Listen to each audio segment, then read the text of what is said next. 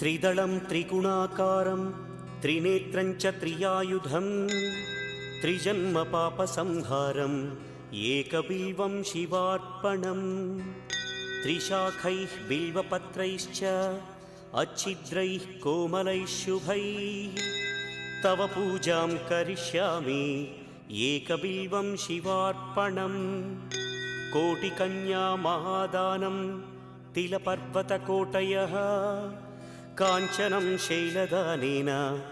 एकबिल्वं शिवार्पणम्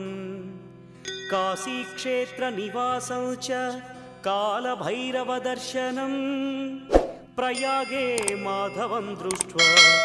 एकबिल्वं शिवार्पणम् इन्दुवारे व्रतं स्थित्वा निराहारो महेश्वर नक्तं हौष्यामि देवेश एकबिल्वं